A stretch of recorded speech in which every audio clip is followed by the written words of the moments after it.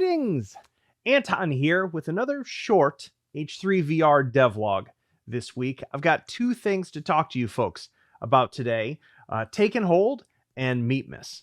So first off, Taken Hold and what has been going on this week. So in addition to prepping some MeatMiss goodies for you folks, which I've been very, very busy at, thankfully getting a bunch of help from some frequent collaborators, I have been working with Nathan in basically recoding a whole bunch of the understructure of how Taken Hold as a game mode loads content. It's been going very, very well, and we hit a huge systemic milestone in that process, which is that right now, you won't be able to play it right now because we don't have the tools shared with you folks, but a fully custom authored outside of Unity Taken Hold character with custom outfits, player definition, equipment pools, progression, all of that loads and runs correctly, which has just been huge. In a really big way, the hard work of making custom Taken Hold stuff is now behind us instead of in front of us.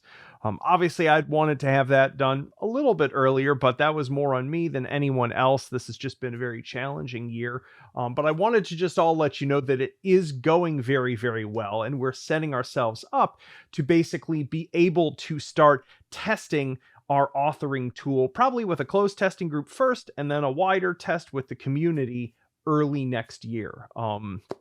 So yeah, it's super great.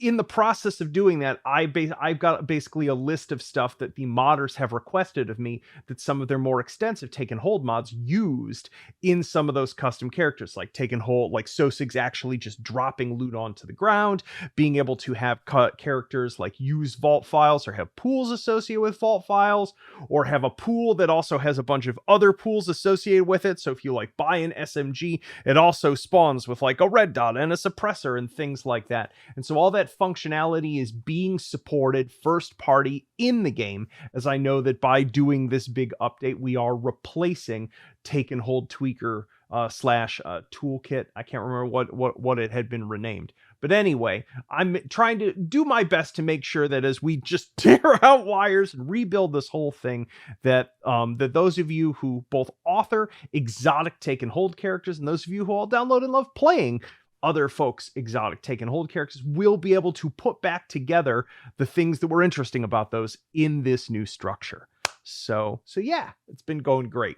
The second thing, obviously, is MeatMiss, which obviously is coming. I mentioned last week, but just to restate here, if you've never been around for a MeatMiss, but basically right early in the morning on the 25th Pacific time, so usually about like somewhere between 1 and 3 in the morning Pacific time, I set live the MeatMiss Day update. Once that goes live, on the experimental branch, you'll be able to open up the MeatMiss Snow Globe, and there'll be a whole bunch of packages there for you to open.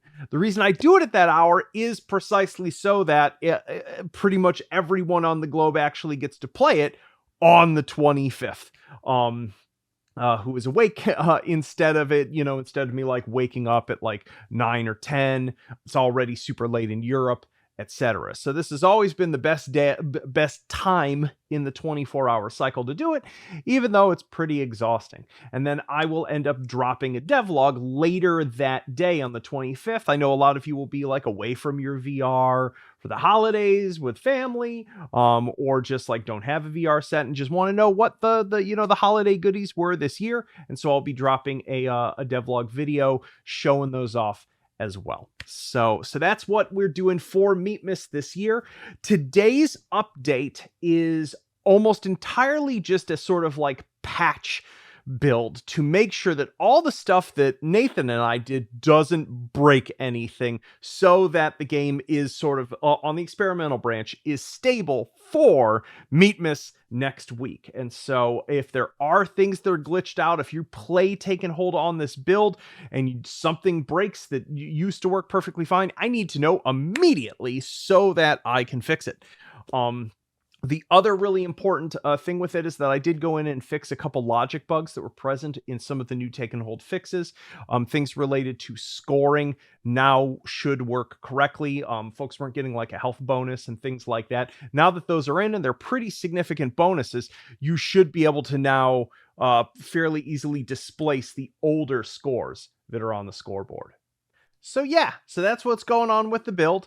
Obviously, there's no new content because I'm saving it all for MeatMiss next week. Last but not least, we have the return of, I had to take a 1 week break because I was just awful last week, of hot dog or not dog.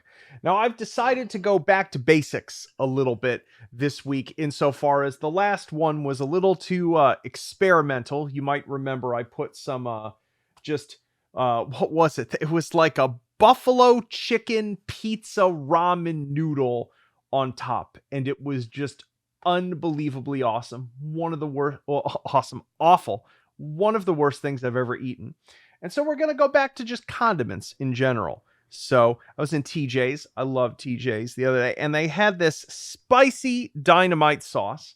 I'm an absolute spice head, and I assume by dynamite sauce, this is probably the stuff that, like, when you go to a sushi restaurant and get like a baked sushi roll and they're like, let's put 18 condiments on it.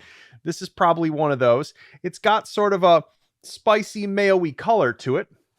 So without further ado, let's put some of this on our hot dog and see if this is indeed a hot dog or a not dog.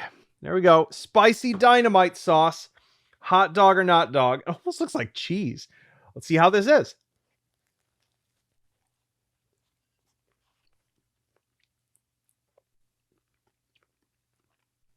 All right. About probably about a little bit of afterburn after the heat kind of sneaks up on you. I'd call it probably like a 2.5 out of 10 spiciness wise. You know, it's got that sort of like spicy mayo vibe, but there's something else going on in it.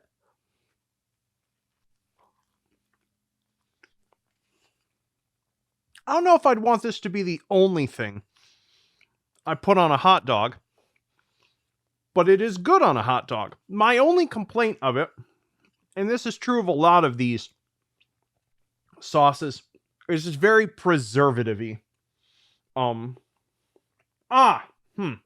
No. Interesting. There's sesame oil in it as well, which I can definitely taste. It has a nice aroma to it. Yeah, it's one of those things that, like, this is pretty good, but I bet if I just got some regular mayo and got every other one of these primary ingredients that's on here and freshly mixed it myself, it would be incredible. Instead of just being like, it's pretty good. But yeah, it still crosses the line. Spicy dynamite sauce hot dog is indeed a hot dog. Enough for me to finish it because I'm quite hungry. So, there you have it. Our second to last devlog of the year. Actually, let me double check that. Yeah, okay, yeah. We'll have our devlog on Thursday next week for MeatMiss Day, and then our next devlog will actually fall in 2026. So yeah, it'll be fun. Anyway, I hope you all have yourselves a wonderful weekend. As always, report bugs if you find them, and I will try to do the best that I can with it. And I'll see you all next week for the holidays. Peace.